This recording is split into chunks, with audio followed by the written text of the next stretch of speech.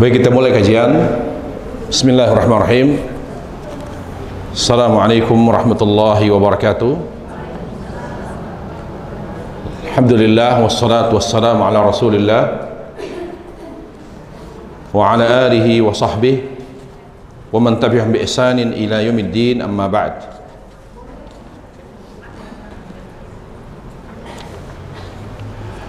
Alhamdulillah, kita bersyukur kepada Allah Subhanahu wa taala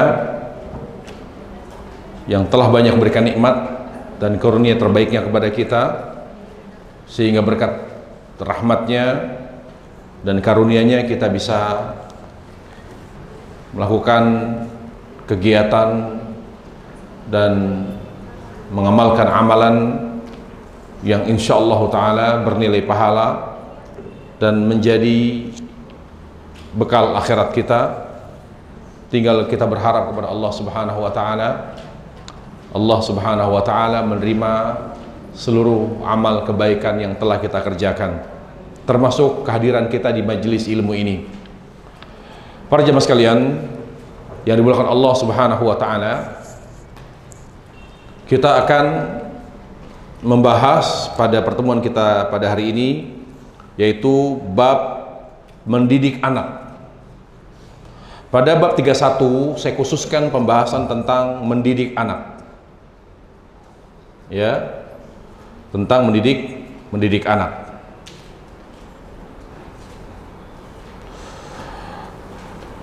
Pada bab ini saya suguhkan beberapa hal penting terkait dengan mendidik anak.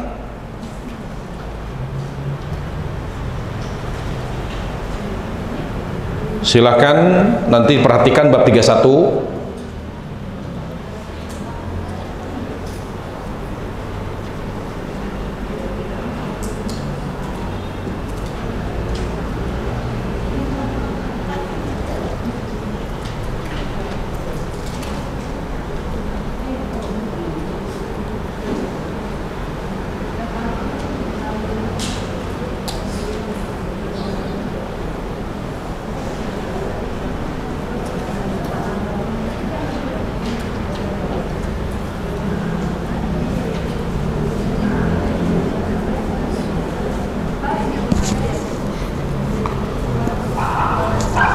Pertama, kita bahas tentang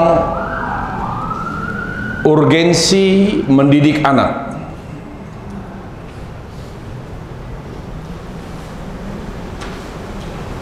Seberapa penting bagi kita sebagai orang yang diberi amanah keturunan dari Allah Jalla wa'ala untuk mendidik. Pertama, dari kata mendidik. Mendidik dalam bahasa Arab yaitu tarbiyah, bukan ta'lim. Mendidik itu berarti memberitahu dan memberi contoh. Itu tarbiyah namanya.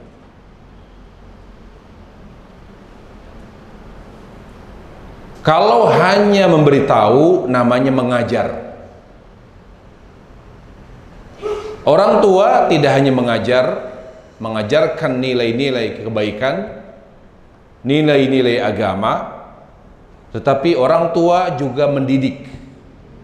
Arti mendidik, memberitahu, makanya orang tua harus mengerti dasar-dasar agama. Karena kalau dia tidak tahu, apa yang mau diberitahu? Apa yang mau diberitahu? Fakhudhu syai' la yu'ti.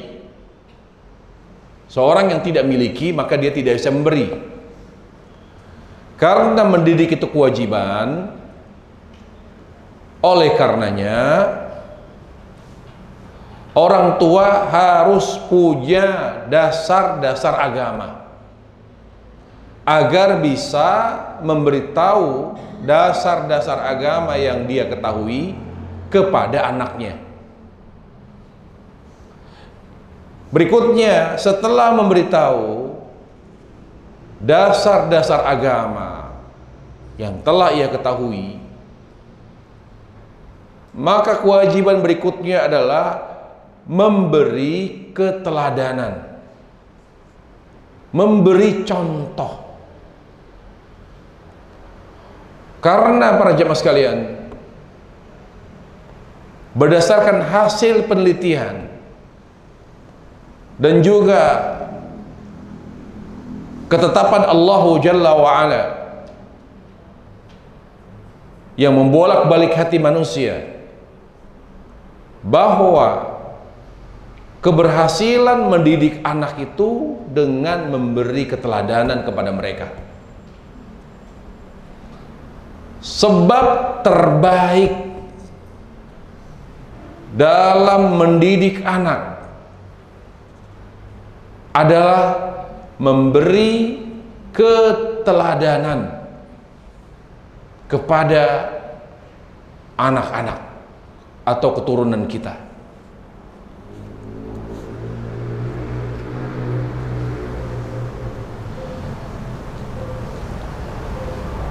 Hal yang perlu kita ketahui para jemaah, anak itu, ya, pertama sekarang kita bicara tentang anak. Tadi kita bicara tentang mendidik. Mendidik berarti memberitahu dasar-dasar agama dan memberi contoh. Sekarang anak, bagaimana perspektif Islam tentang anak? Islam memandang anak itu yang pertama karunia Allah. Karunia Allah Jalla wa'ala yang sangat spesial. Karena hidup seorang manusia selengkap apapun, namun tidak diberi keturunan, maka tidak sempurna hidupnya. Makanya Allah Jalla wa'ala, Allah Tabaraka wa Ta'ala dalam surah Al-Furqan ayat 74, Allah menyebutkan bahwa anak itu pelipur lara, penyejuk hati, penyejuk mata, kepala, dan mata batin. Wallahi, yang paling membahagiakan hati orang tua, menyejukkan mata batin seorang manusia adalah keturunan, terlebih keturunan yang soleh. Karena Allah Jalla wa'ala di sana berfirman, waj'alna, ya, hablana min azwajin wa dzurriyyatina qurrata a'yun.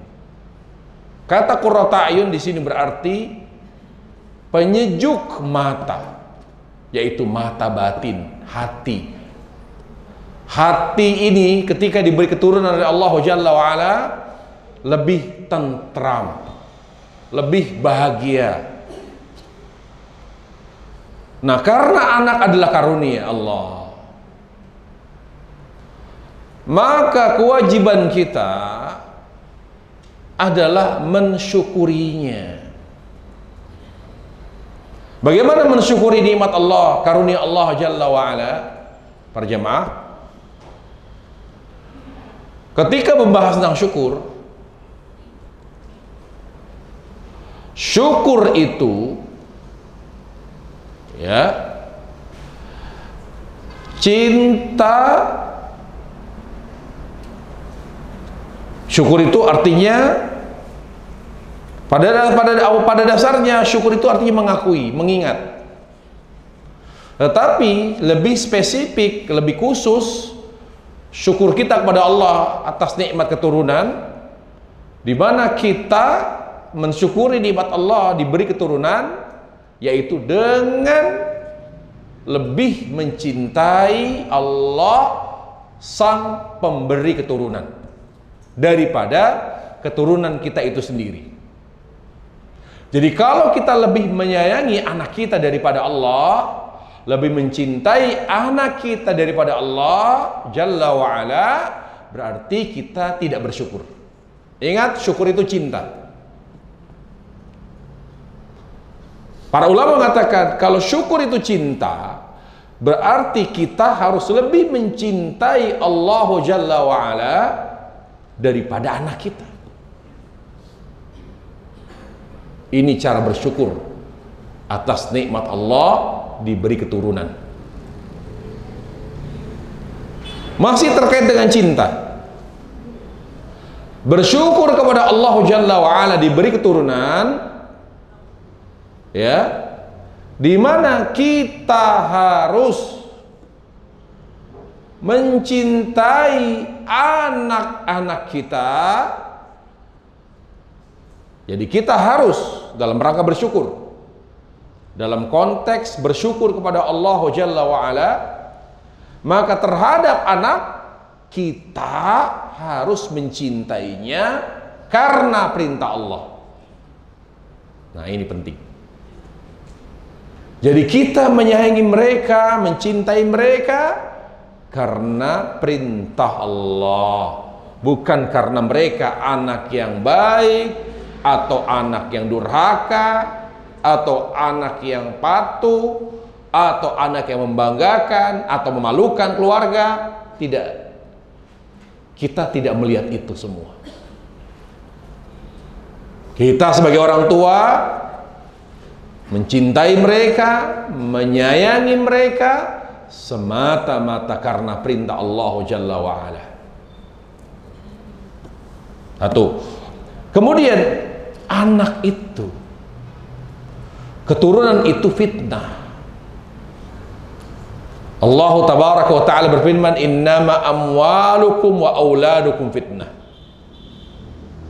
Sungguhnya hartamu dan anakmu adalah fitnah. Fitnah maksudnya adalah berpotensi melalaikan kita dari dzikir kepada Allah. Berpotensi melalaikan diri kita dari dzikir kepada Allah, itu makna fitnah. Berarti ketika anak itu fitnah, kita harus waspada. Harus waspada terhadap anak. Dengan cara apa?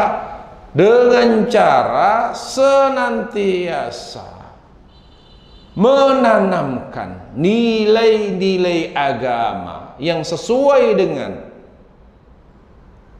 tuntunan Nabi Sallallahu Alaihi Wasallam, menanamkan nilai-nilai agama kepada mereka yang sesuai dengan tuntunan Nabi Sallallahu Alaihi Wasallam,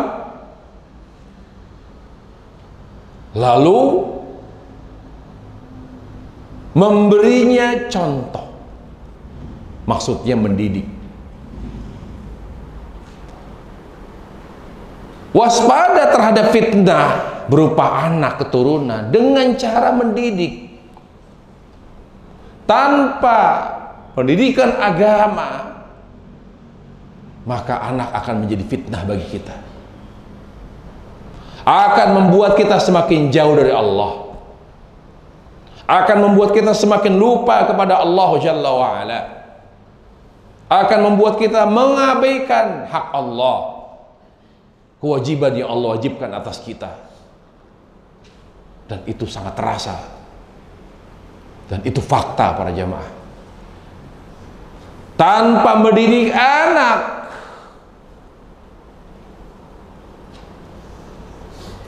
akan membuat mereka semakin menjadi fitnah bagi orang tuanya. Ya. Kemudian para jamaah sekalian, anak itu cerminan orang tua.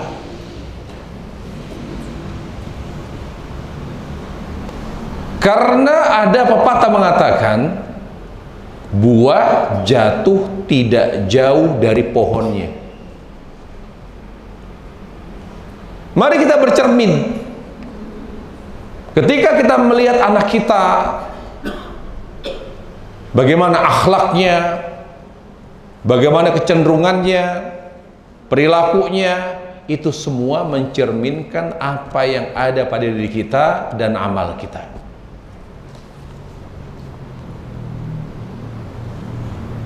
Ya.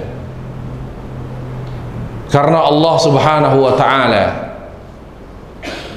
menganugerahkan keturunan yang saleh sebagai ganjaran dari Allah kepada kita atas kesolehan kita.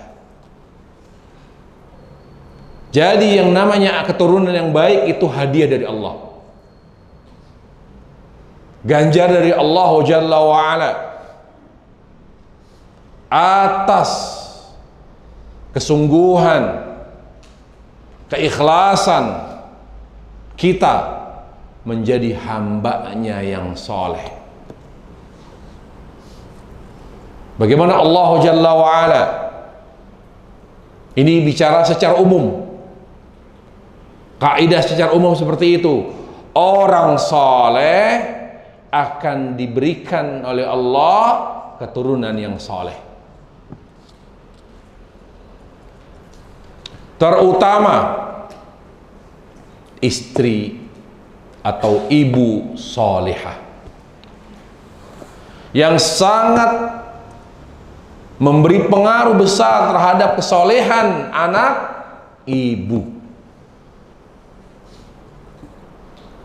Karena yang sangat mendominasi pengaruhnya terhadap anak itu ibu. Makanya para jemaah sekalian, dulu ada di zaman salaf, ada seorang anak itu protes kepada ayahnya. Kenapa? Karena ayahnya tidak pandai memilihkan ibu buat mereka adalah ibu yang salihah, hanya memperhatikan dari sisi cantiknya saja. Dan itu bentuk atau sebab kedurhakaan anak. Karena tidak disiapkan, tidak dipilihkan untuk anak-anaknya di kemudian kelak, di kemudian hari, yaitu ibu yang solehah. Kedua-duanya memberi pengaruh, bapak dan ibu, ayah dan ibu. Tapi yang lebih mempengaruhi kesolehan anak itu ibu. Itu ibu para jamaah sekalian.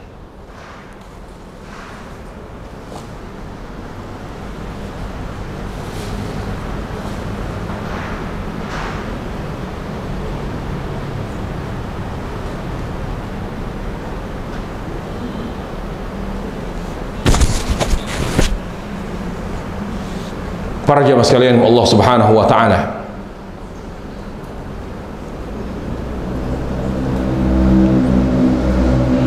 mendidik anak dari sejak kecil atau sejak usia dini itu seperti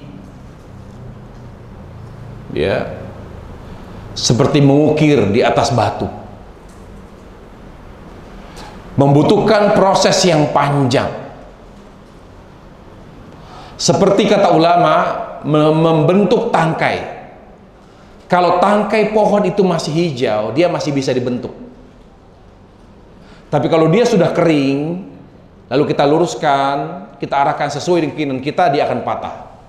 Begitulah kalau orang tua lalai, abai, telat mendidik anak.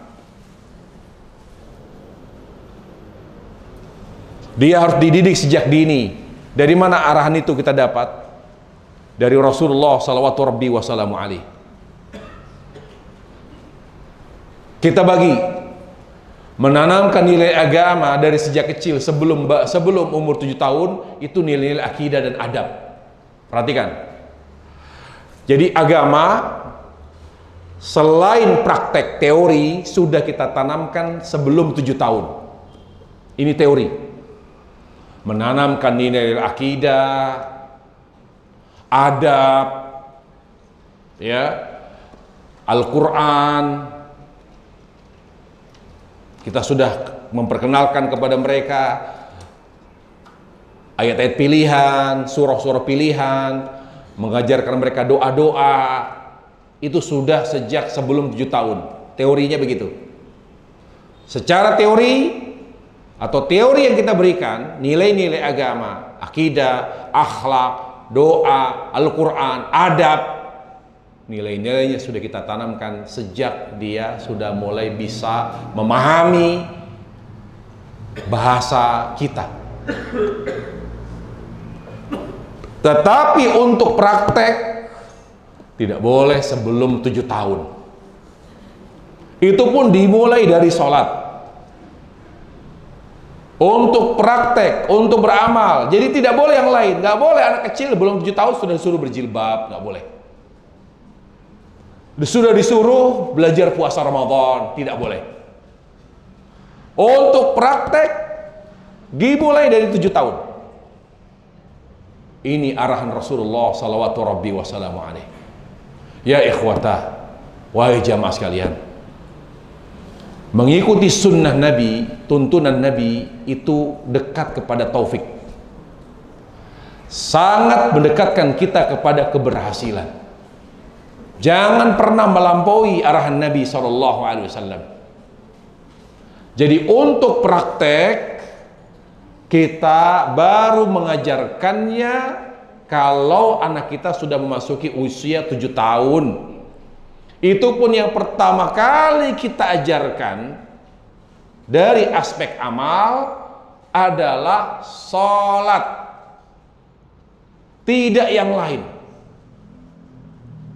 Tidak boleh yang lain. Yang kita ajarkan hanya sholat. Karena Nabi alaihissalam bersabda, muru auladakum bis salati inda sab'a. Suruh anakmu untuk salat ketika mereka berusia 7 tahun.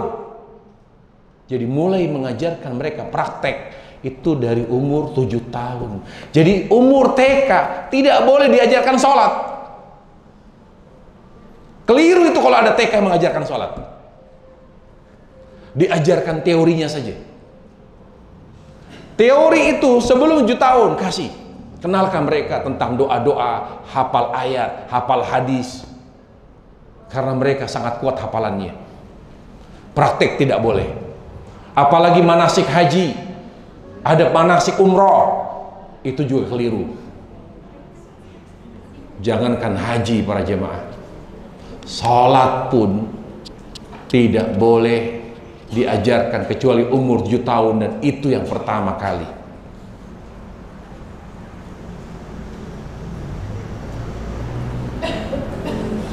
Syekh Utsaimin di sini dalam buku saya kutip, beliau berkata, saya yakin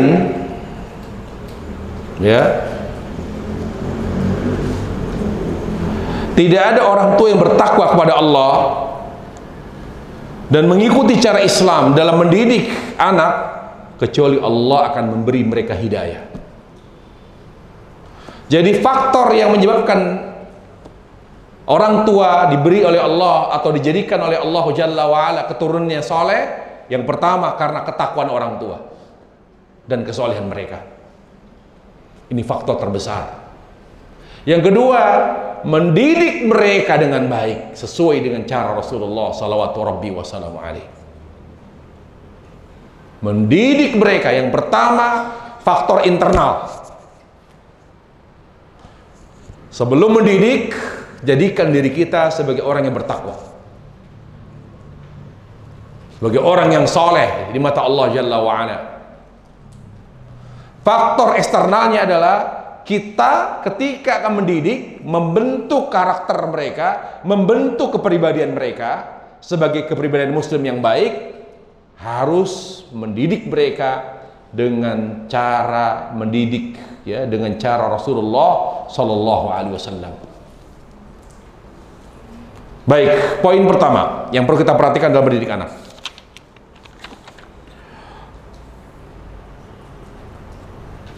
Ikhlas.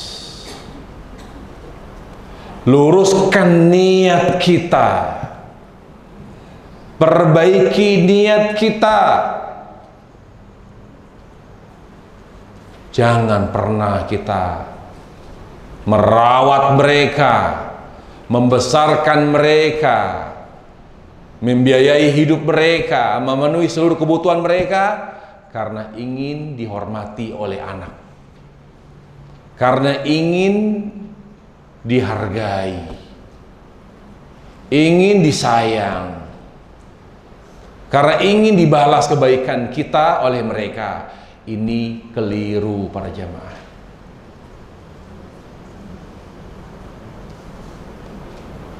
Luruskan niat kita,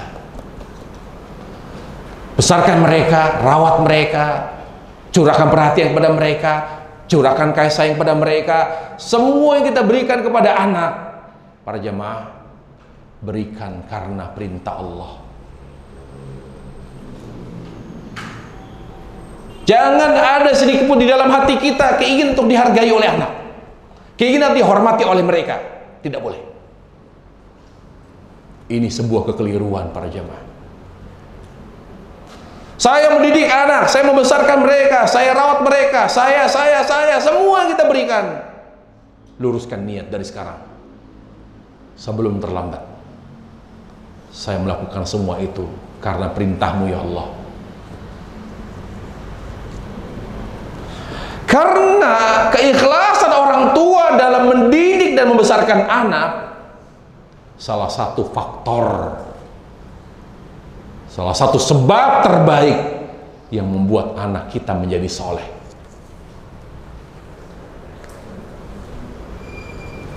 Apa yang menyebabkan Nabi Ibrahim memiliki anak-anak yang soleh, keturunan yang baik, bahkan menjadi nabi? Banyak dari keturunan beliau menjadi nabi karena faktor tauhid dan ikhlas Nabi Ibrahim alaihissalam.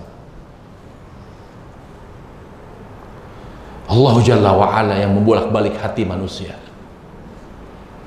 maka Allah akan membalikkan hati anak kita menjadi baik oleh karena keikhlasan orang tua. Jadi yang pertama yang harus kita perhatikan dalam mendidik dan membesarkan anak kita adalah ikhlas, di mana kita mendidik, membesarkan, membiayai hidup mereka semuanya semata-mata karena ingin menjalankan perintah Allah Rabbul Alamin. Dan Allah juga berfirman, "Wa ma umiru illa liya'budullah mukhlishina ad-din." Karena pada asalnya kita tidak boleh beramal. Al-Bayyinat 5 dikatakan oleh Ibnu Katsir, pada asalnya kita tidak boleh beramal. Termasuk mendidik anak, nggak boleh kita mendidik mereka, nggak boleh kita merawat mereka, nggak boleh kita membesarkan mereka, nggak boleh kita mencurahkan kasih sayang kepada mereka. Asalnya tidak boleh. Kapan kita bisa mulai mencurahkan kasih sayang kepada anak-anak kita? Kapan kita bisa memulai memberikan hal yang terbaik kepada mereka? Ketika kita sudah ikhlas. Ketika kita sudah bisa ikhlas, baru mulai. Karena Allah katakan apa? Wa ma umiru.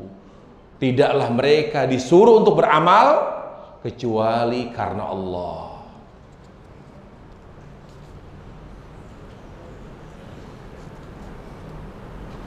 Ibnu Qayyim berkata, di antara doa ada yang tidak terhapus kecuali dengan rasa lelah mendidik anak. Di antara doa ada yang tidak terhapus, maksudnya itu dosa ya, tolong diperbaiki. Di antara dosa ada yang tidak terhapus kecuali dengan rasa lelah mendidik anak. Subhanallah, lelah mendidik anak, membesarkan mereka lelah, dan itu semua dilakukan karena Allah. Itu bisa menghapus dosa. Beruntunglah bagi kalian wahai para orang tua, sebab lelah kalian membesarkan mendidik anak Allah jadikan sebagai pelebur dosa. Untuk itu kalian merasa lelah dan sedih, maka perbanyaklah doa. Yang kedua,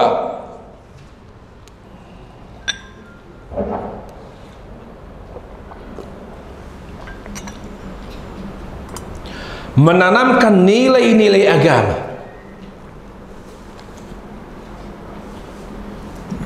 Menanamkan nilai-nilai agama kepada anak-anak kita sejak dini dan memberikan keteladanan. Apa yang kita tanamkan di nilai-nilai agama? Yang pertama, nilai-nilai akidah. Kita harus tanamkan kepada mereka tentang Allah. Kita harus membuat anak kita sangat mengenal Allah tabaraka wa ta'ala. Ya. Nilai agama yaitu tentang akidah. Nilai akidah kita harus tanamkan mereka. Hanya cinta Allah, hanya takut kepada Allah, hanya bertawakal kepada Allah. Tauhid kita harus tanamkan kepada mereka. Nggak boleh ada anak takut setan. Nggak boleh ada anak takut hantu. Nggak boleh ada anak takut tempat-tempat gelap. Berarti lalai di situ orang tuanya. Dan kita harus berikan contoh, bukan hanya teori, praktekkan. Bahwa kita tidak pernah menunjukkan rasa takut ketika berada di wilayah atau tempat yang terkesan angker, supaya anak itu bisa belajar dari kita bahwa di situ pentingnya tauhid. Menanamkan nilai-nilai akidah, tauhid. Kemudian apalagi? Adab.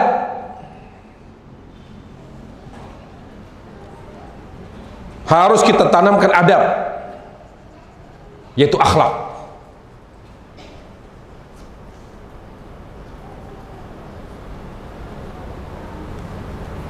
Bagaimana memiliki sopan santun terhadap orang tua, terhadap orang yang lebih tua. Percuma kalau kita menyekolahkan anak, tapi mereka tidak punya sopan santun. Para ulama terdahulu selalu mengatakan kepada guru-guru anak mereka, guru-guru ngaji anak mereka, tolong ajarkan anak saya adab sebelum kalian mengajarkan mereka Al-Quran. Adab itu lebih utama daripada ilmu.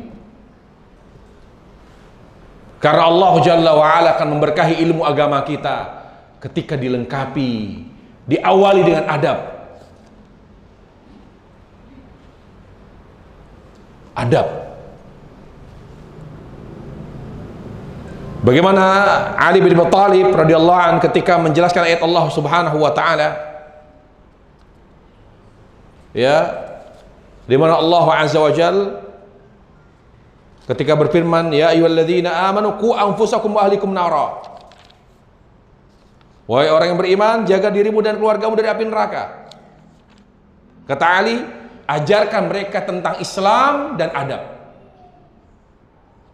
Ajarkan mereka tentang Islam, tentang tauhid, tentang ibadah, tentang muamalat, tentang halal haram, dan juga adab.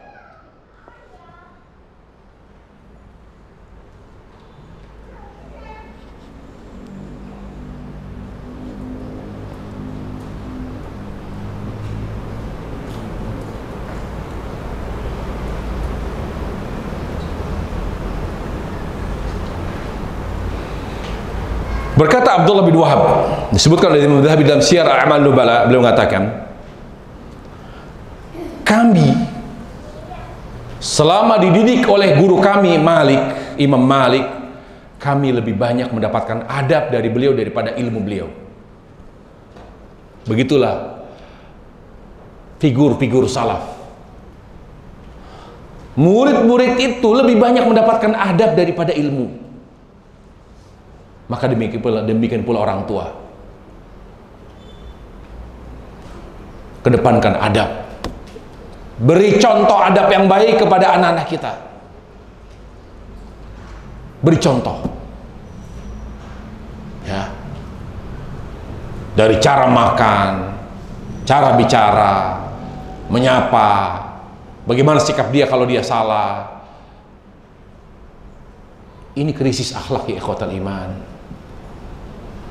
Anak-anak sekarang cepat gede, tapi tidak seimbang dengan akhlak dan adabnya. Betapa banyak anak sekarang yang kurang ajar sama gurunya. Betapa banyak anak sekarang bahkan kurang ajar sama orang tuanya, karena orang tuanya lalai. Betapa indah seorang anak ketika dia memiliki adab. Adab itu luar biasa. Dia adalah keindahan dari dalam. Seorang itu akan terkesan indah ketika dia memiliki adab. Kemudian menanamkan nilai-nilai agama, yaitu tentang nilai-nilai ibadah. Kita harus ajarkan yang penting dalam sholat, yang penting dalam ibadah. Yang pertama sholat. Jangan pernah kamu tinggalkan sholat dimanapun. Sholat itu adalah amal yang paling Allah cintai. Kenalkan mereka sholat 5 waktu, yang fardu, ini terangkan, beritahu pada mereka. Walaupun mereka belum praktek. Ya, kemudian ajarkan mereka Al-Fatihah. Supaya mereka bisa hafal Al-Fatihah, surat-surat pendek, bacaan-bacaan dalam sholat, ajarkan mereka.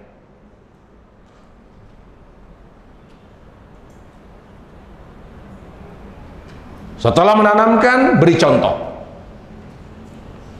Saya katakan di sini, keteladanan orang tua memberi pengaruh besar terhadap kesolehan anak.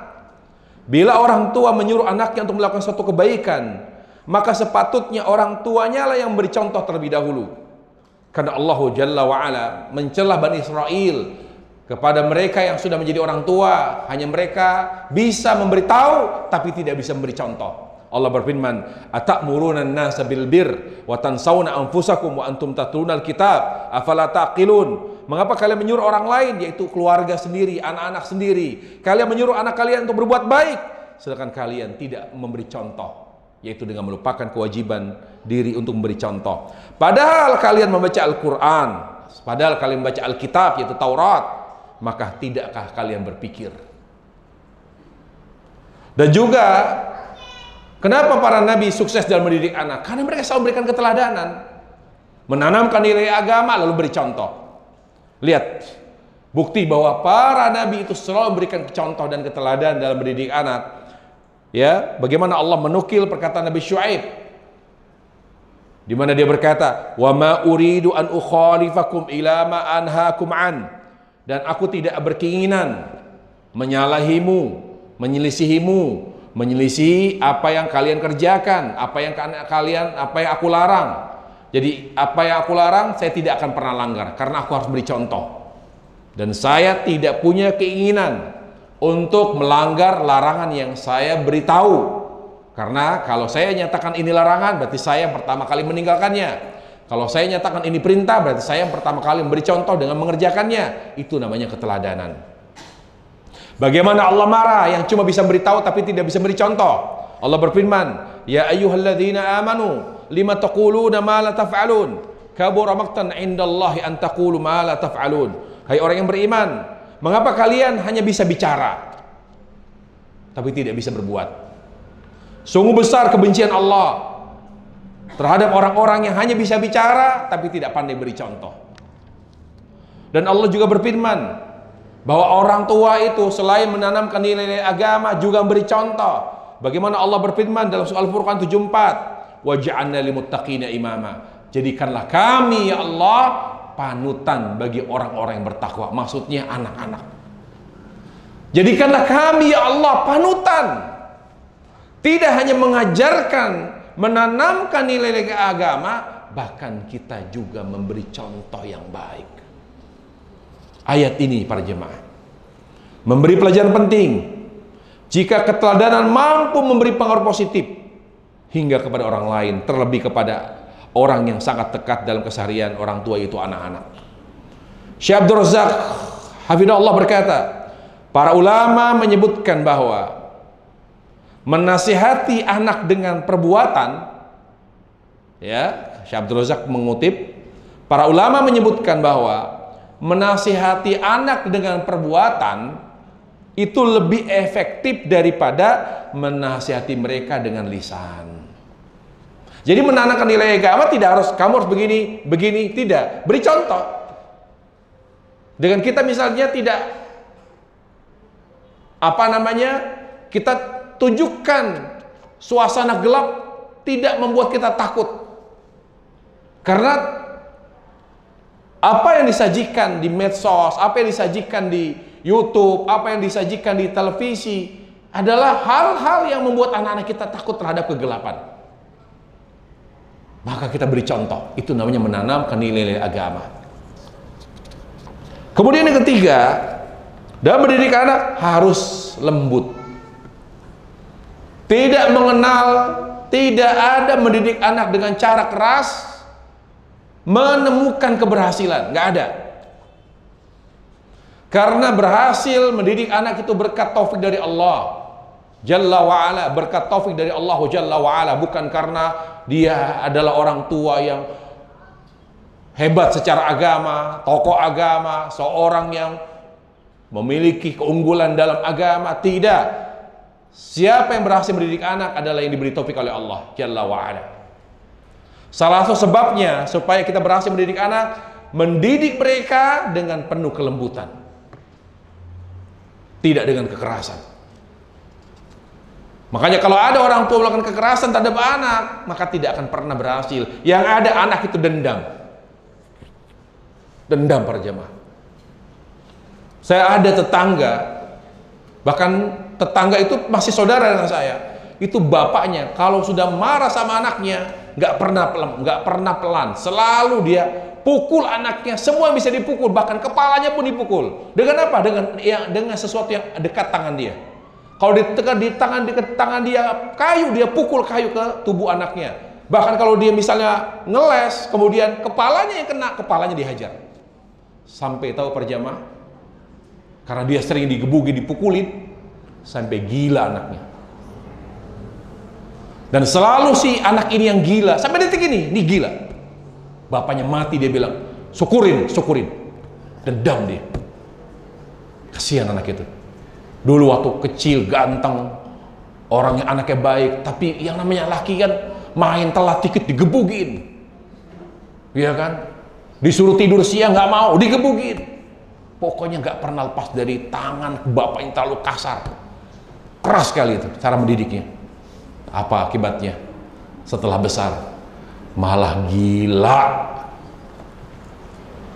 malah senantiasa nyumpain bapaknya mati. Biar diadab di neraka, selalu nyumpain anaknya supaya bapaknya masuk neraka, bapaknya diadab di kubur, begitu bahasanya. Karena saking dendamnya terhadap bapaknya. Ini pelajaran bagi kita, dan banyak kasus dan contoh yang lain seperti itu. Mendidik anak harus dengan penuh kelembutan. Apa kata Nabi alaihissalam? Inna Allah rafiqun yuhibbur rifq wa yu'ti ala rifqi ma la yu'ti ala unf. Sesungguhnya Allah itu maha lembut. Sesungguhnya Allah maha lembut dan mencintai kelembutan. Lihat, Allah mencintai kelembutan. Itu kuncinya. Allah mencintai kelembutan. Jadi bagaimana Allah menjadikan hati anak kita menjadi hati yang baik? Kita ikuti apa yang Allah cintai.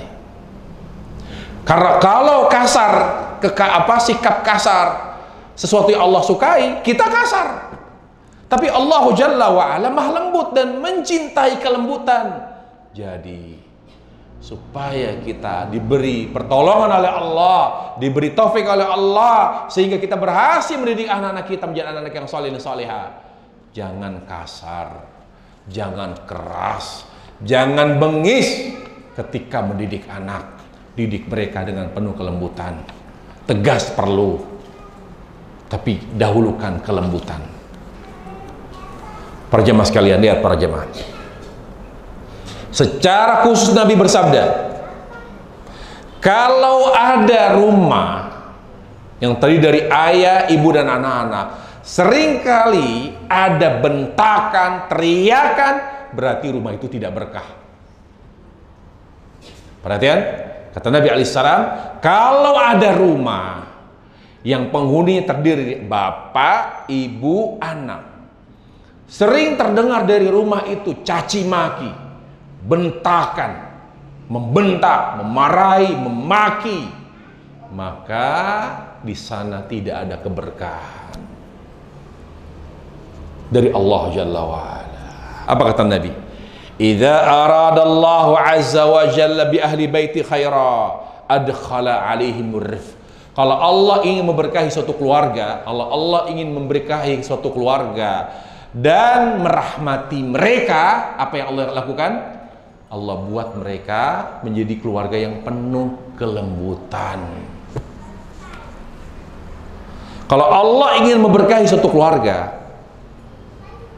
dan merahmati mereka, menjadikan keluarga ini keluarga yang baik, apa yang Allah lakukan? Allah buat mereka suasana dalam rumah mereka, ya, warna kehidupan mereka adalah kelembutan. Makanya kadang-kadang kalau kita dengar ada ibu selalu, kamu ini dasar anak perempuan, teriak teh sampai tetangga. Ya Allah, anak dibinatangin. Loh, kalau anak dengan binatang, ibunya apa? Kamu kurang ngajar, kamu binatang begini. Allahu Akbar. Tidak cukup dengan mulut, dihajar. Apa kata Nabi? Keluarga yang kasar, keras, bengis, dia kehilangan kebaikan, dia kehilangan keberkahan. Keluarga yang berkah, keluarga yang penuh dengan rahmatnya Allah adalah keluarga yang diliputi oleh kelembutan. Bagaimana cara mendidik anak dengan lembut? Pertama, mencium mereka, mencium anak-anak kita. Itu cara lembutnya. Makanya Nabi SAW pernah mencium Hasan. Lalu kata sahabat Aqra' bin Habis, ya Rasulullah, kok bisa kamu mencium cucumu? Kata Nabi SAW, kenapa emang? Saya punya anak 10 nggak pernah saya cium.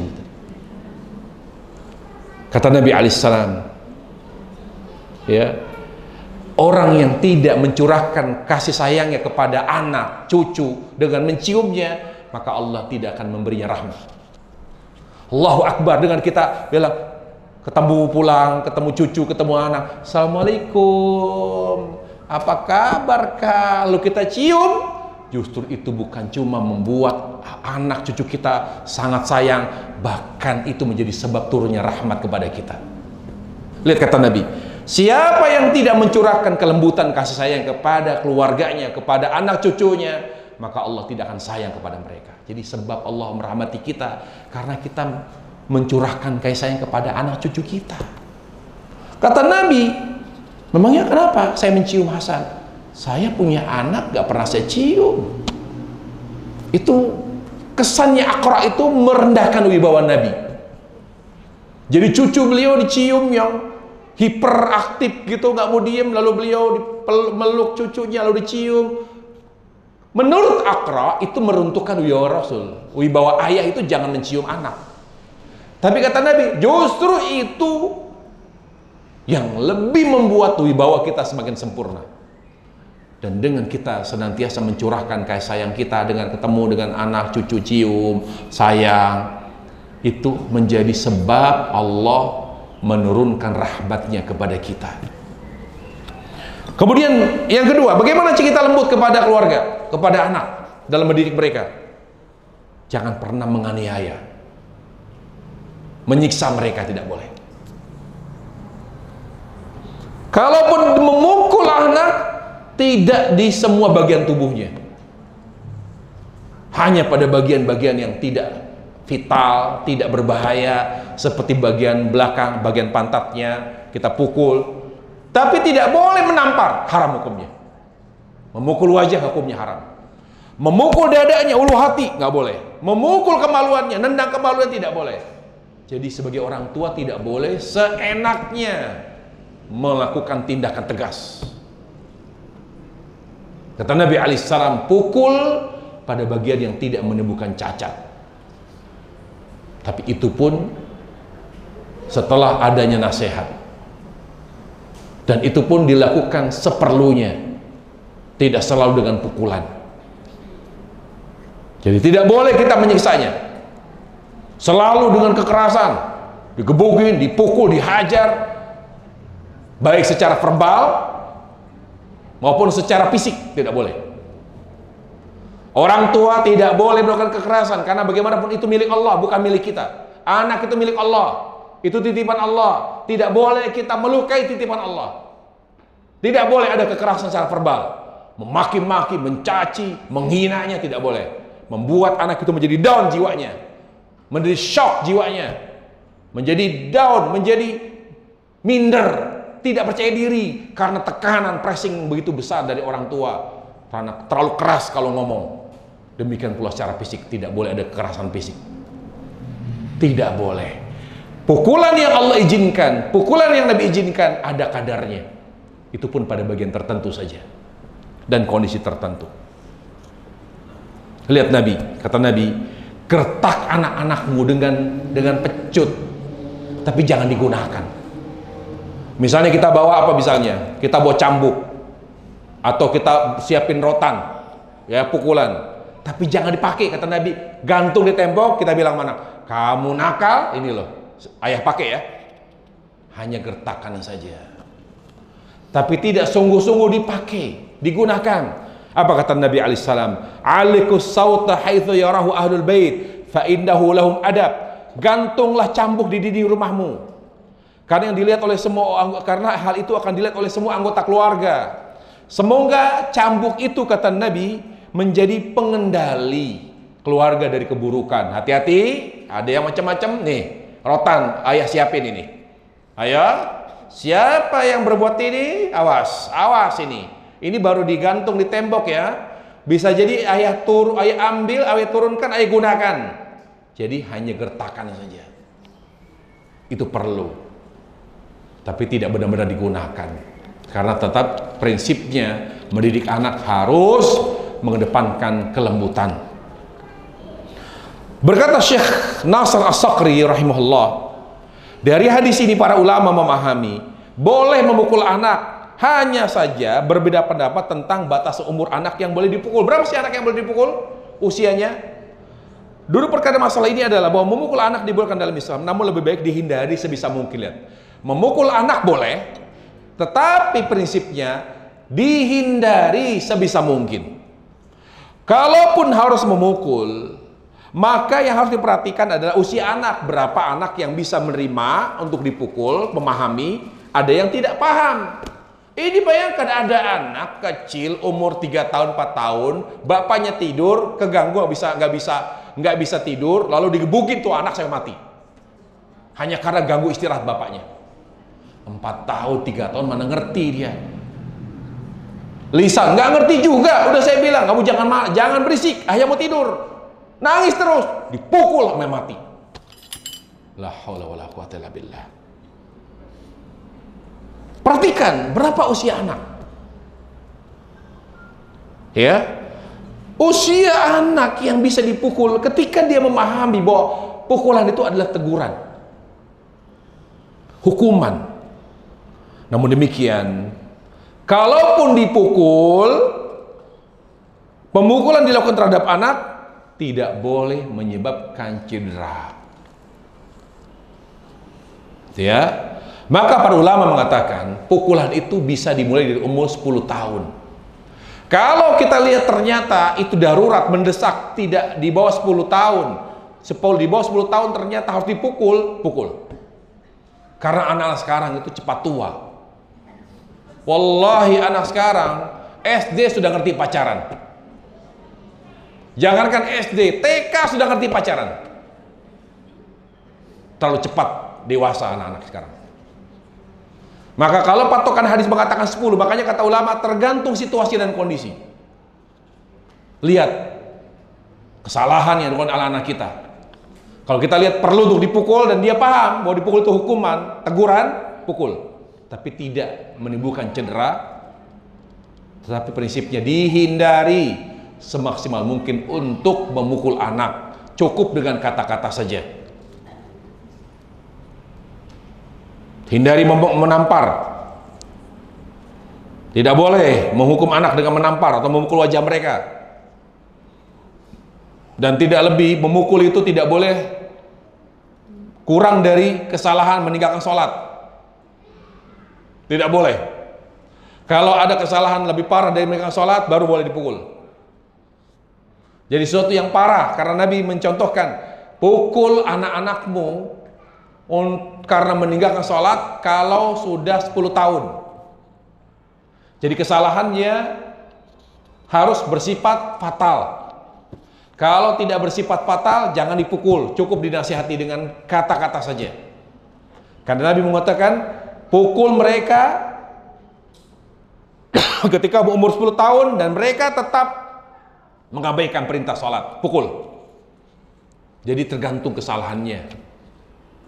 Di situ kita boleh diizinkan oleh Allah Jalla wa'ala untuk memukul anak-anak kita. Kemudian apa lagi? Lembut terhadap anak dalam mendidik anak. Jangan mudah marah. Tidak mudah emosi kepada anak, sabar. Terpancing oleh sikap anak, perilaku, sampai marah, marahnya luar biasa. Jangan. Kata Nabi alaihissalam, man kadhama ghayzan wa huwa qali'u infudha, da'ahu Allah azza wa jalla ar-ru'usul khalaiq yaumil qiyamati hatta yukhayyirahu Allah minal huri ma syaa. Barang siapa yang mampu menahan emosinya, padahal ia mampu untuk melampiaskannya, maka pada hari kiamat kelak Allah memanggilnya dengan panggilan yang indah di hadapan seluruh makhluk, sehingga Allah akan menyuruhnya untuk memilih bidadari yang telah disediakan, yang telah tersedia, yang dia suka, dia soal milih. Jadi kita jangan mudah marah, tetap mengedepankan kelembutan. Ya, orang tua yang temperamen, orang tua yang memiliki sumbu pendek, mudah, apa saja marah. Marah. Ketika rumah tidak disapu, marah. Ketika rumah berantakan, marah. Ingatkan aja, ini dirapikan. Kok berantakan begini? Ayo, siapa yang berantakin? Ayo tolong dirapikan, dibersihin ya. Gak perlu dengan marah. Kemudian apa lagi? Jangan dendam. Jangan dendam sama anak. Jangan menanam kebencian dan dendam sama anak. Kalau ada orang tua dendam, orang tua menanam kebencian, menanam amarah pada anak, berarti dia tidak lembut sama anak. Lembut itu memaafkan. Disakiti, ya udahlah, alhamdulillah, ini ujian dari Allah melalui anak. Jangan dendam. Jangan menyimpan kekesalan, dendam, amarah, kebencian, tidak boleh. Harus berlapang dada. Orang tua itu harus berlapang dada, sabar. Seburuk-buruknya anak, dia anak kita, dan itu ujian dari Allah Jalla wa'ala. Allah tabaraka wa ta'ala ketika menyayangi hambanya, maka Allah akan uji hambanya tersebut melalui orang dekatnya. Supaya apa Allah uji melalui orang dekatnya, seperti melalui anaknya, melalui suaminya, melalui istrinya, melalui keluarganya, supaya Allah hapus dosa-dosanya melalui ujian musibah yang berat itu.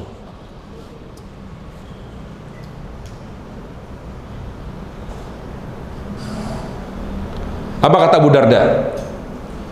Orang yang dekat dari kemurkaan Allah adalah orang yang mudah emosi. Berarti ini kritikan buat kita semua, termasuk saya ini. Orang yang dekat dari kemurkaan Allah adalah orang yang mudah emosi. Berarti orang yang dekat dari rahmat Allah, dekat dari ridha Allah, yang lembut.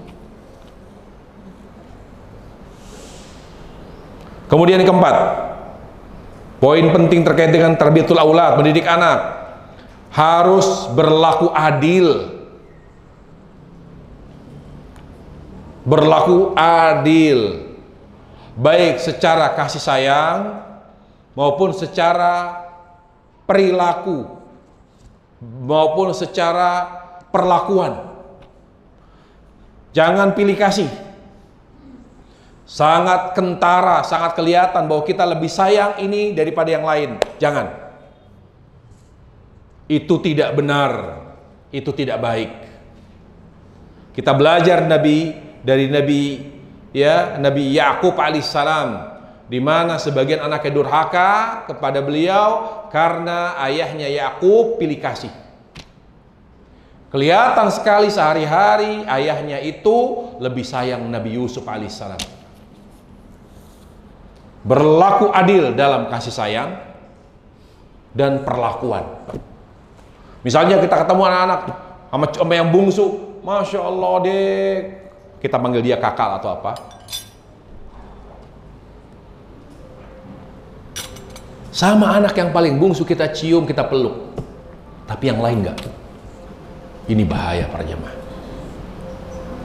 Perbedaan perlakuan, adanya pilih kasih, ini sebab anak itu durhaka kepada kita. Saya jelaskan di sini, sikap adil terhadap anak termasuk salah sebab yang membuat anak menjadi semakin sayang dan berbakti pada orang tua, yaitu adil dalam pemberian, ucapan sayang, perlukan hangat dan lainnya. Sebaliknya, perlakuan tidak adil terhadap anak akan memicu kedurhakaan mereka. Sikap dan perlakuan yang tidak adil terhadap anak akan memicu kedurhakaan mereka. Hal tersebut telah Allah sampaikan firman-Nya dalam surah Yusuf ayat 8, di mana saudara Nabi Yusuf menjelaskan kenapa kami durhaka kepada ayah kami. Kata mereka apa? Karena ayah kami pilih kasih. Mereka berkata, "Idh qalu la Yusuf wa akhuhu habbu ila abina minna wa nahnu usba inna abana fi dhalalim mubin." Ingatlah ketika mereka, saudara Yusuf berkata, sungguh Yusuf dan saudara kandungnya lebih dicintai oleh ayah kami daripada kami. Lihat, sungguh Yusuf dan saudara kandungnya lebih dicintai oleh ayah kami. Jadi mereka saudara, bukan satu bapak, satu ibu. Jadi kelihatannya Nabi Yakub ini dia menikah dengan janda bawa anak. Kemudian mereka ayah, jadi mungkin satu ibu, kemudian punya anak. Nah, jadi dengan mereka adalah satu ibu, tapi ayahnya lebih sayang kepada Yusuf dan Benyamin. Lalu mereka mengatakan apa? Ayah kami lebih cinta Yusuf dan saudara kandungnya, sedangkan kami anak-anak yang lain dianak tirikan. Lihat, diperlakukan seperti anak tiri. Sungguh ayah kami telah melakukan kesalahan yang sangat nyata. Sungguh ayah kami, siapa ayah kami di sini? Nabi. Sungguh ayah kami berada pada kesalahan yang nyata. Perjemaah, apabila peristiwa yang mengenaskan tersebut terjadi pada keluarga Nabi yang sangat kental nuansa agamanya, hanya karena suatu sebab, yaitu ketidakadilan sikap dan perlakuan terhadap anak-anaknya, lalu bagaimana hal itu jika terjadi pada keluarga lain? Jadi jelas harus berlaku adil dalam kasih sayang, dalam perlakuan seperti itu. Kata Syekh Abdul Razak, hadis Nu'man bin Bashir, kisah Nabi Yusuf, memberi peringatan dari sikap tidak adil dan berlaku zalim terhadap anak, karena dampaknya akan mengakibatkan kedurhakaan anak, kedengkian di antara mereka, dan terputusnya hubungan silaturahim. Yang kelima, tidak pernah bosan memberi nasihat kepada mereka. Jangan pernah bosan memberi nasihat, bimbingan kepada mereka. Sekiranya apa yang perlu kita beri nasihat, beri nasihat. Semangat belajar nak, semangat belajar kak, selamat belajar, semangat belajar mas, jangan tinggalkan sholat. Ayo, perempuan itu harus punya sifat yang paling dasar, yaitu malu. Kalau dia sudah tidak punya sifat malu, maka hilang feminisme pada seorang wanita. Wanita itu ya malu. Jadi tidak harus dengan dalil. Yang penting nilai-nilainya kita sudah berikan, sampaikan kepada mereka.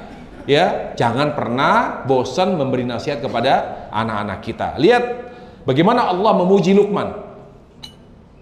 Dalam surah Luqman ayat 13-14, dia menasihati agar anaknya menjaga tauhid, menghindari syirik, agar anaknya untuk berbakti pada orang tua. Itu nasihat yang luar biasa. Jadi yang kita nasihati adalah nilai-nilai agama, tapi penyajiannya itu sederhana.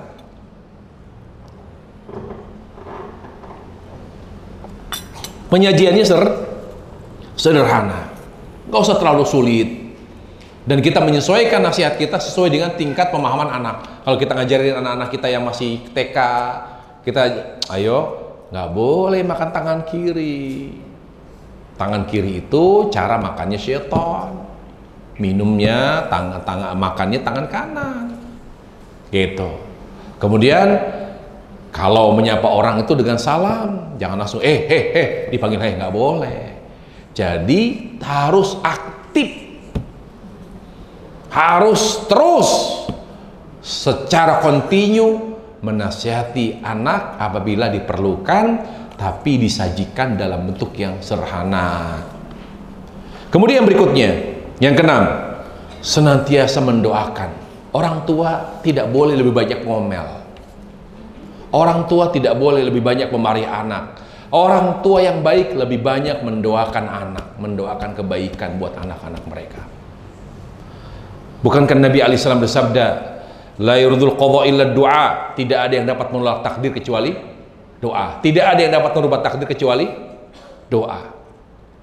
Nah, karena doa itu dapat merubah takdir, maka orang tua kalau anaknya ingin berubah menjadi soleh, maka banyak memperbanyak doa. Walaupun anak kita sedang dalam keadaan menyakiti hati orang tua, tetap ya Allah, jadikan anak-anak yang soleh, Allah, jadikan anak yang bermanfaat bagi Islam dan kaum muslimin. Tidak boleh berhenti berdoa, terutama ibu, karena doa ibu mustajab.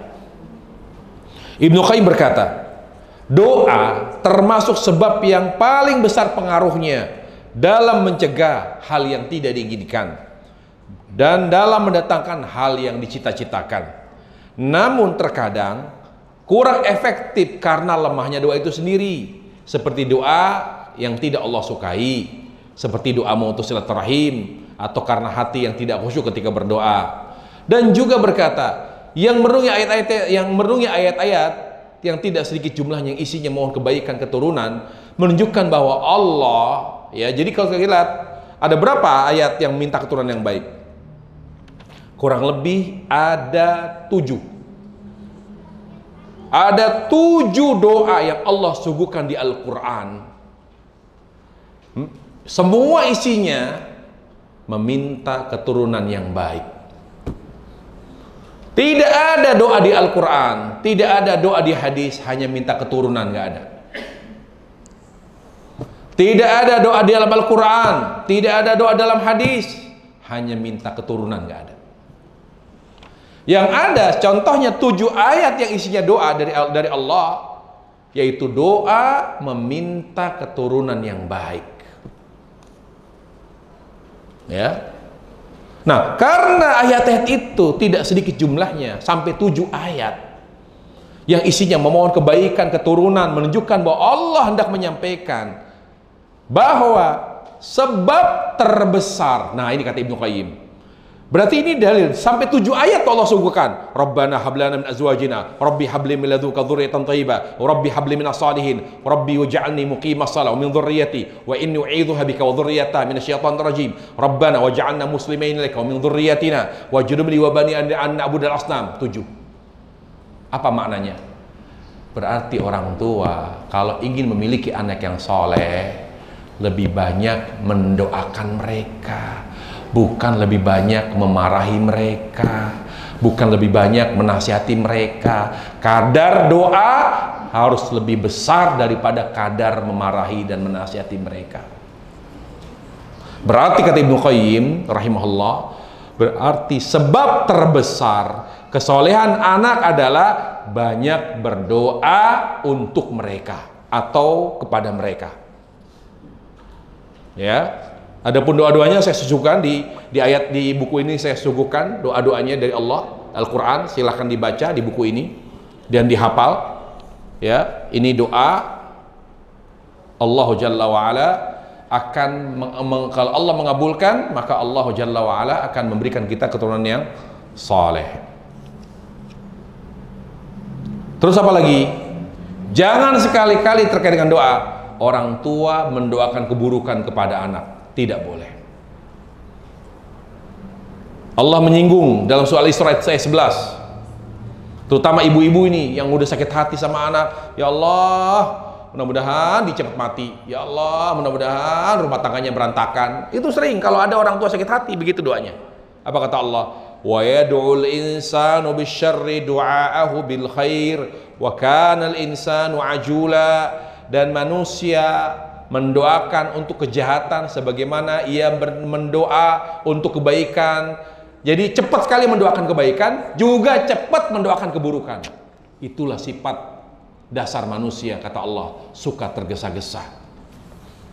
Para ibu, wahai para ibu yang diberi amanah keturunan oleh Allah Jalla wa'ala, kalau Anda tersakiti oleh anak, kalau Anda terdolimi oleh anak, sabar, doakan kebaikan, doakan mereka hidayah.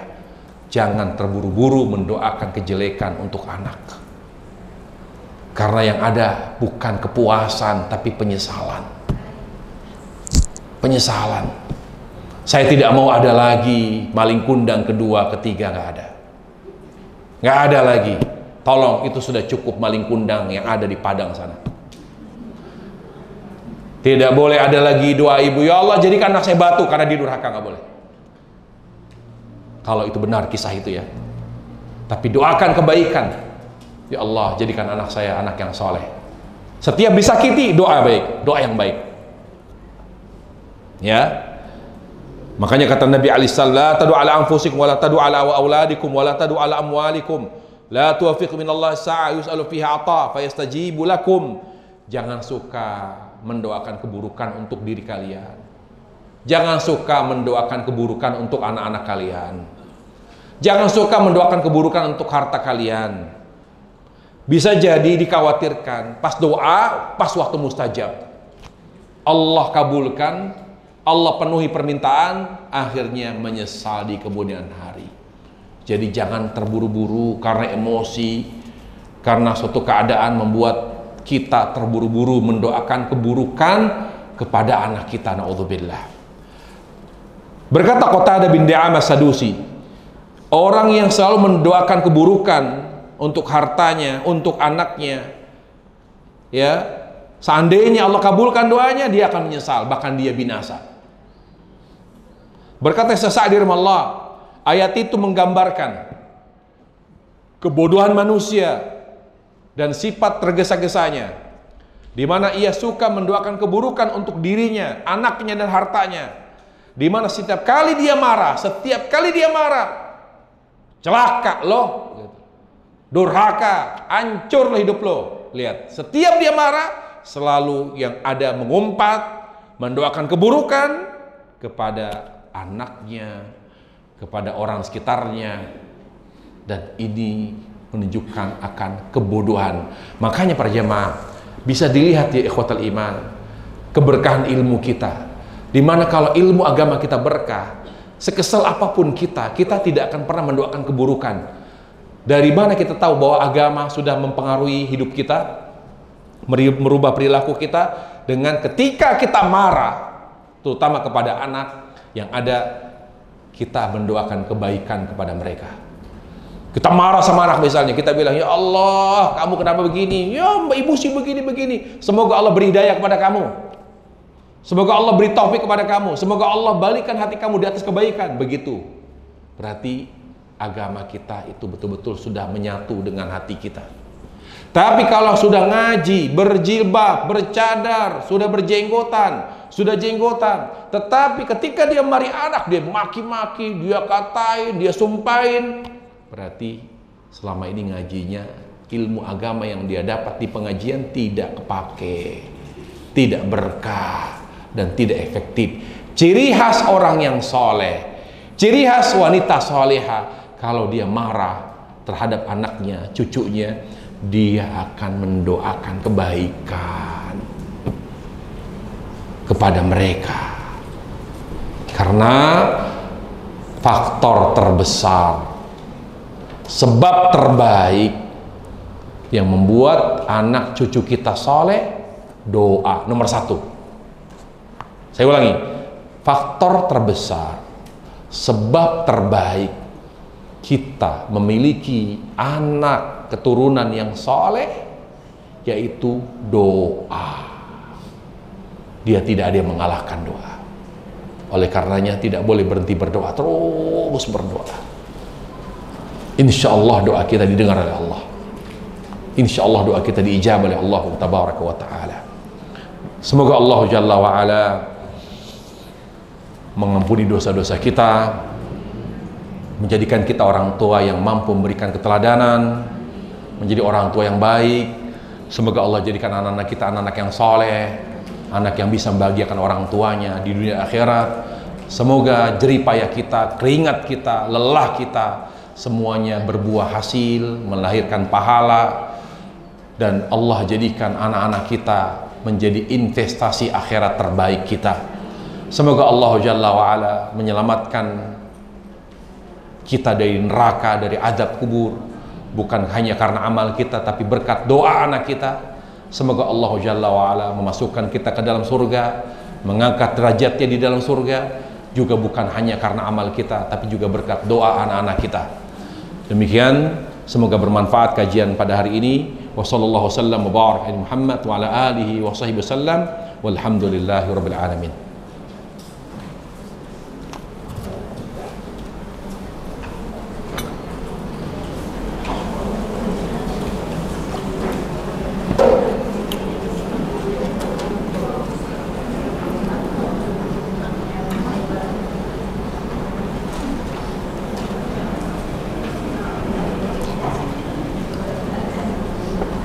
Ada pertanyaan?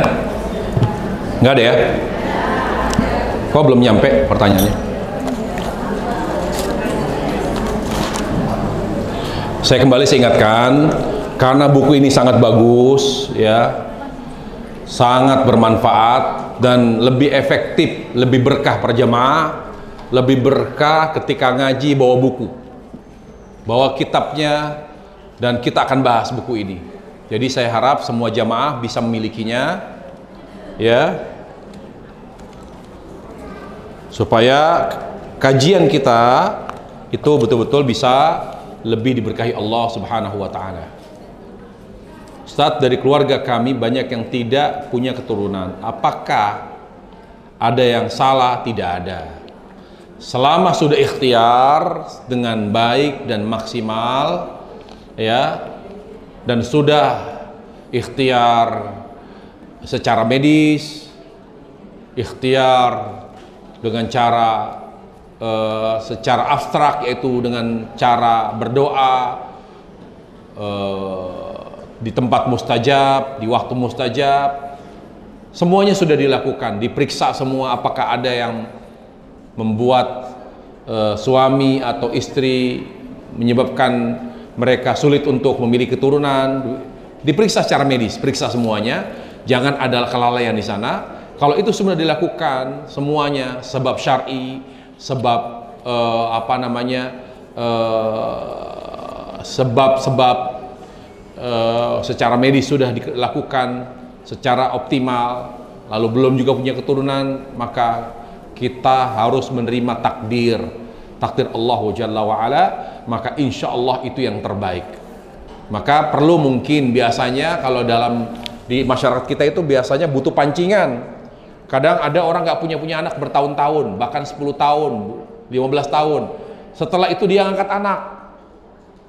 Kalau di masyarakat itu bilang pancingan, ngangkat anak. Setelah diangkat anak, ngangkat anak, malah istrinya hamil. Itu bisa tuh. Ya, mungkin dengan berbuat baik. Kemudian perbanyak istighfar, karena istighfar salah satu sebab Allah memberi keturunan. Ya, istighfar itu penting sekali. Afwan, di luar tema, apa hukum berdoa dengan dikirimi video call dari Mekah? Hukum berdoa dengan video call, misalnya gimana itu? Misalnya teman kita berdoa di Ka'bah, lalu kita doa. Doa itu terkait dengan tempat mustajab. Kalau kita fit call sama teman atau saudara yang ada di Makkah, lalu dia doa di Multazam, yang doa di Multazam, yang mustajab siapa? Dia, kita enggak, karena kita di Jakarta. Jadi kalau, ya udah kamu di situ doa, kamu di Multazam, saya ikut doa, kecuali dia doakan untuk kita. Lah kalau doa untuk kita nggak usah fit call, karena orang lagi di Multazam itu susah. Tanpa megang HP aja susah, apalagi megang HP, yang ada HP-nya jatuh, ketendang orang, kesenggol orang, hilang. Karena berdesakan, tempatnya kecil, ya kan, antara Hajar Aswad dan pintu Ka'bah. Kita tanpa megang apapun, jangankan HP, kita bawa sendal aja, itu berpotensi lepas sendal kita. Karena di hadapan kita itu kalau laki-laki badannya gede-gede, dan gak ada yang mau ngalah, mereka bisa bermenit-menit, mereka bisa semenit, 2 menit, 10 menit, ya, bergelantungan di temboknya Multazam itu, jadi susah kita mau masuk. Jadi buat apa? Jadi ini aneh lagi ini. ya, doa tapi pakai fit call. Kamu di mana? Di Raudhah. Yaudah, kamu doa, saya ikut doa juga. Lah, yang di Raudhah kan dia, bukan kita. Walaupun saya katakan di sini berdasarkan hasil penelitian, dan saya tuangkan hasil penelitian saya tentang haji, tentang umrah terutama di buku panduan umrah, bahwa Raudhah itu bukan tempat mustajab doa, bukan. Raudhah itu hanya tempat sholat 2 rakaat, karena tempatnya terbatas. Kalau semua diminta untuk berdoa, kira-kira ada yang mau gantian? Nggak ada, doa terus dia di situ. Sementara yang lain belum kebagian di Raudhah. Jadi Raudhah itu hanya milik utamaan untuk sholat. Mana kan didahulukan? Mengumrohkan anak laki-laki sebagai hadiah lulus kuliah, atau mendaftarkan haji untuk haji untuk yang kedua kali, karena haji pertama masih banyak kekurangan, kesalahan tidak menggunakan travel sunnah. Tergantung kesalahannya di mana. Kalau kesalahan ketika haji bersama travel yang tidak sunnah, tidak menggugurkan rukun, ya. Misal rukun haji itu apa? Misalnya wukuf di Arafah, tetap wukuf, ya. Kemudian kewajibannya pun mungkin hanya kewajiban, misalnya di Musdalifah tidak mabit, padahal harus mabit sebagian malam, tapi dia langsung ke Mina misalnya. Berarti tidak sempurna, banyak dosa yang dilakukan, ya. Maka tetap haji dia sudah melaksanakan. Jadi ketika dia sudah menegakkan rukun haji, maka dia sudah melaksanakan haji. Kekurangan-kekurangan itu tidak menggugurkan kewajiban dia untuk melakukan haji selama 1 kali seumur hidup. Jadi sebaiknya dia tidak perlu haji lagi kalau duitnya terbatas. Ini kan pertanyaannya, mana yang lebih dahulukan, mengumrohkan anak atau menyetor uang untuk daftar haji? Ya, untuk daftar haji. Saya kira begini, kalau tidak, ya, pernah ada janji mengumrohkan anak, karena kan hadiah tidak harus dengan umroh, ya, tidak harus dengan umroh, kecuali kita sudah janji. Dan ingat, yang namanya haji itu kan perlu antrian. Jadi kalau saya diminta untuk menjawab, saya jawab dahulukan umroh. Karena si penanya ini sudah pernah haji. Selama hajinya tidak mencederai rukun haji, maka kalau ada duit lebih, daftar haji lagi. Kalau tidak, cukup dahulukan yang lain.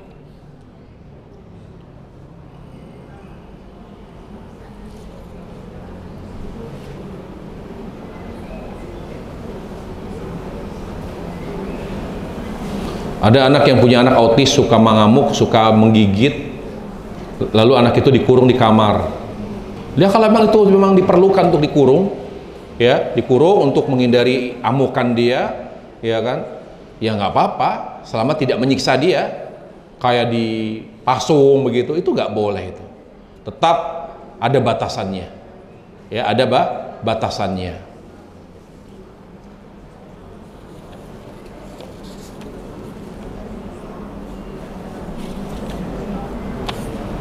Apakah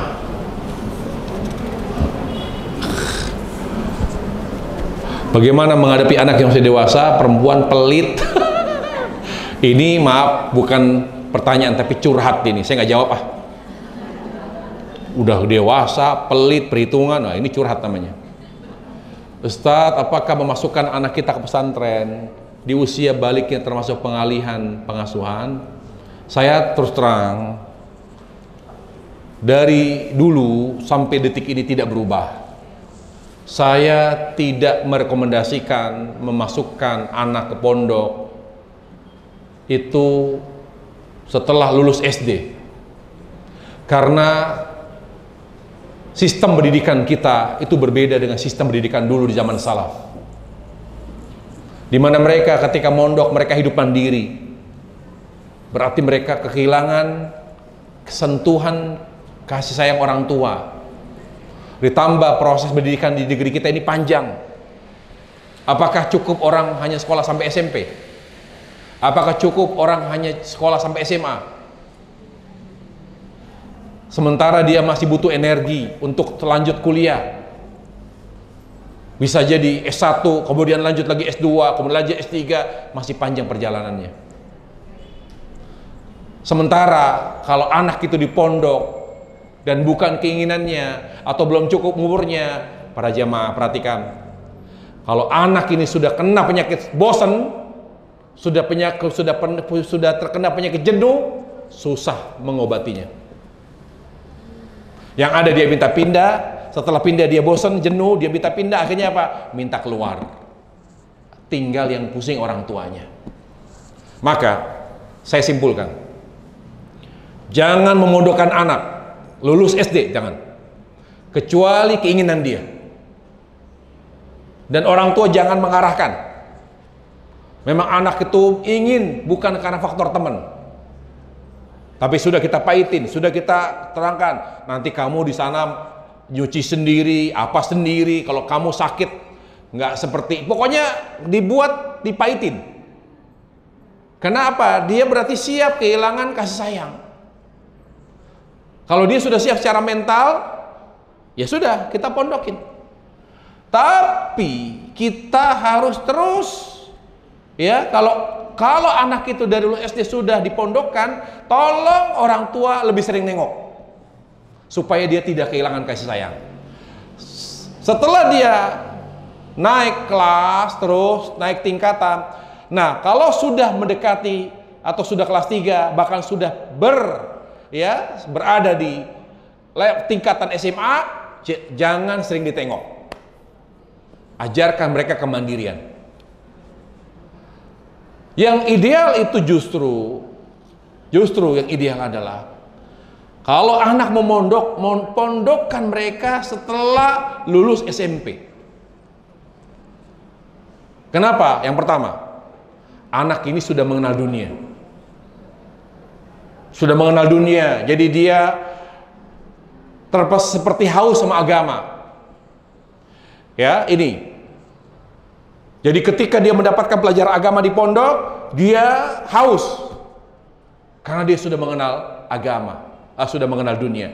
Tapi kalau anak ini belum begitu mengenal dunia, akhirnya dia masuk pondok, seperti orang penasaran. Bayangkan para jamaah sekalian, anak-anak pondok ini, dia akan punya rasa penasaran.